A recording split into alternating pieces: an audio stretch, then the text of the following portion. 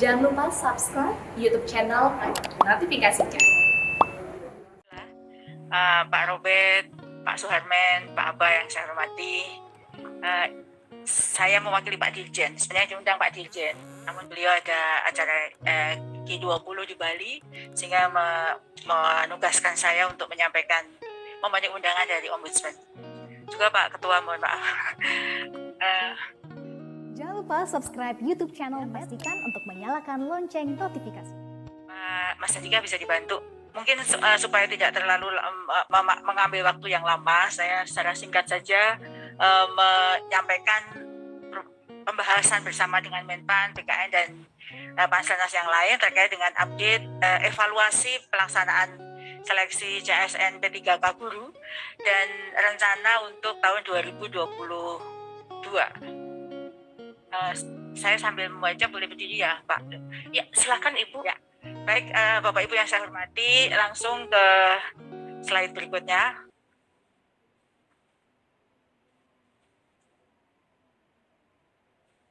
Ya, Bapak Ibu narasumber yang saya hormati, juga Bapak Ibu semuanya, bahwa mungkin supaya lebih jelas saya buka maskernya ya.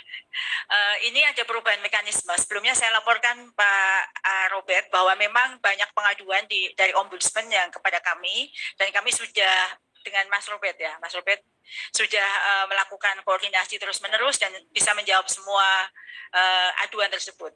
Kami laporkan bahwa seleksi ASN P3K tahun 2021 semula menggunakan mekanisme tes. Jadi saya tidak akan menjawab detail terkait dengan pelaksanaan 2021.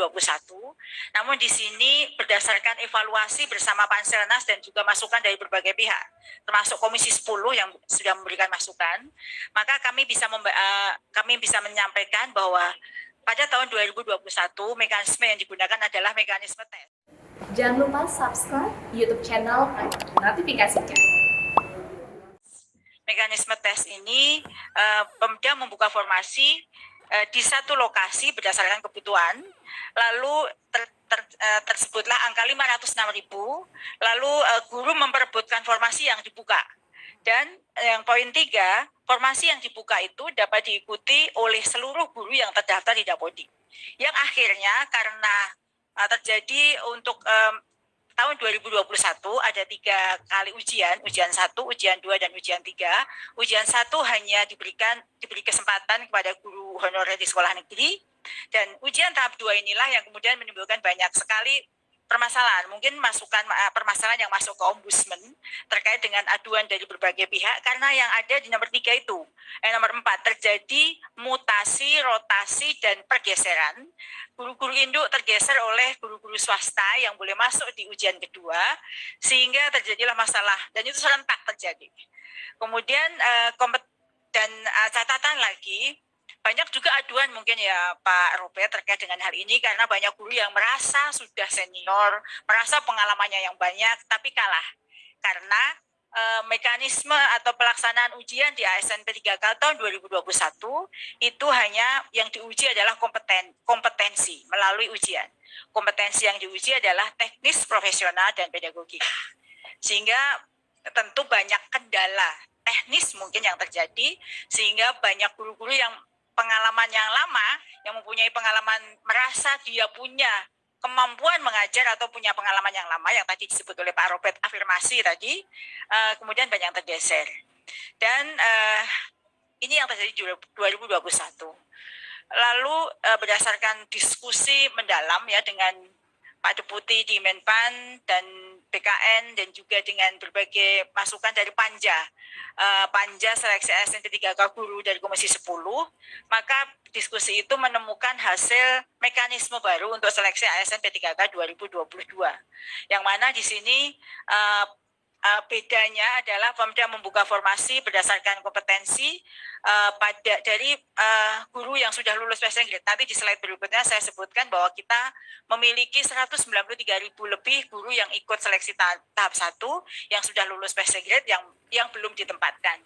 Kemudian formasi melekat pada guru di sekolahnya, kemudian diikuti oleh guru yang saat ini ada di Dapodik, kemudian tidak terjadi nantinya karena memberikan ruang pada guru di sekolah induk melekat pada di sekolahnya, maka dipastikan tidak ada terjadi pergeseran lagi, artinya guru Indo yang tergeser oleh guru di sekolah lain.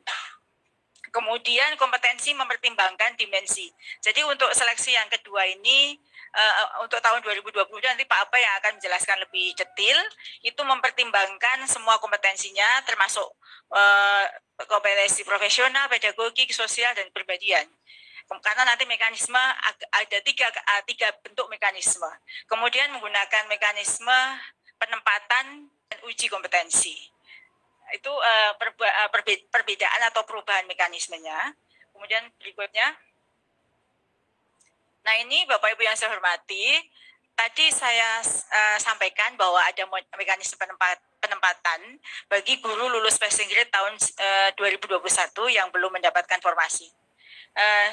Analoginya seperti ini, siapa yang ada di sini adalah prioritas 1, ya Pak Aba ya. Prioritas 1 itu adalah dari THK 2, guru honorer negeri, lulusan PPG maupun guru honorer swasta yang sudah lulus passing grade.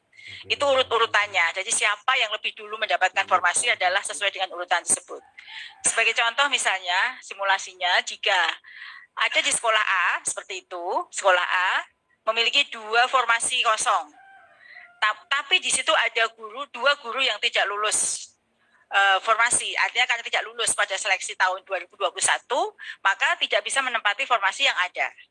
Maka pada mekanisme tersebut, sementara di sekolah B itu ada guru lulus passing grade, bagian dari 193.000 tadi, juga di sekolah C, tapi di sekolah tersebut tidak ada atau kekurangan guru.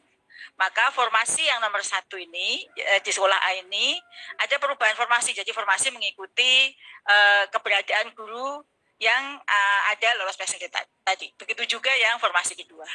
Kira-kira seperti itu mekanismenya yang sudah tertuang dalam petunjuk teknis yang dikembangkan, diturunkan berdasarkan Permenpan RB tentang seleksi SNP 3K tahun 2022.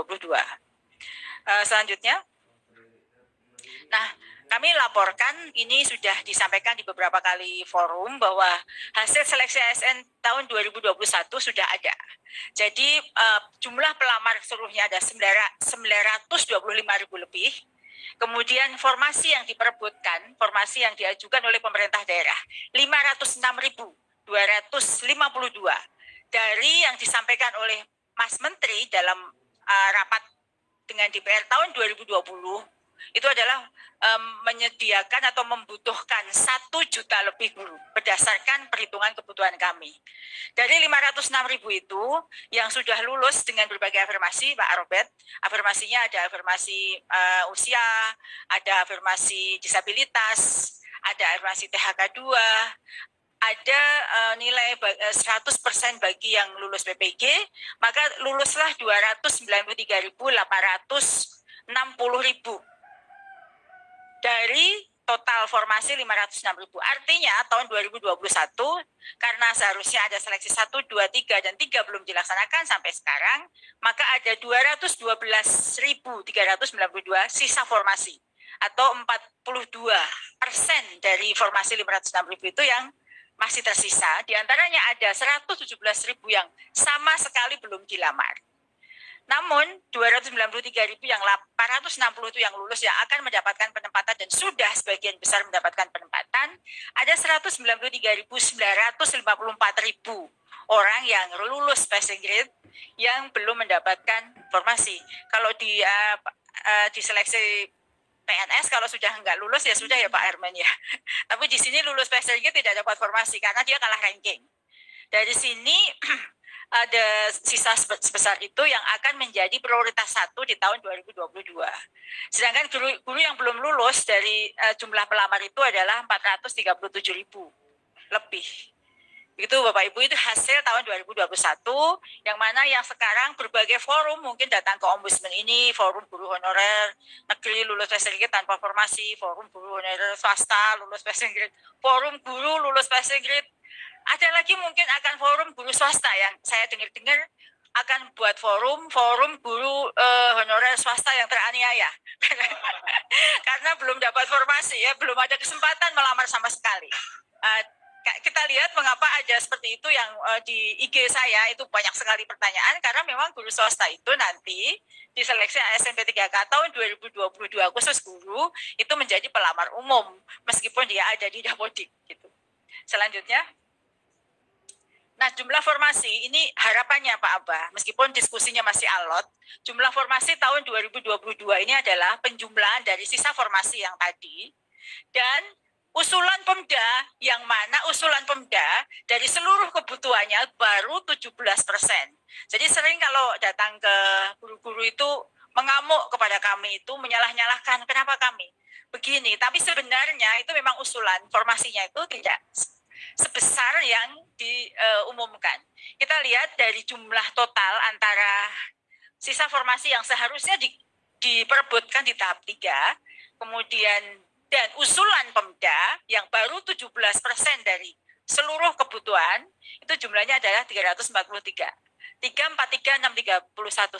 Seharusnya kebutuhannya jika tadi ya Pak Robert, kalau guru honorer itu tidak ada lagi, harusnya ini selesai, itu hampir 1 juta guru-guru yang ada di kebutuhan kita. Kalau 1 juta itu sudah terselesaikan tahun ini, ya kita dengan senang hati. Kalau guru honorer tidak ada di sekolah itu menjadi satu kebijakan.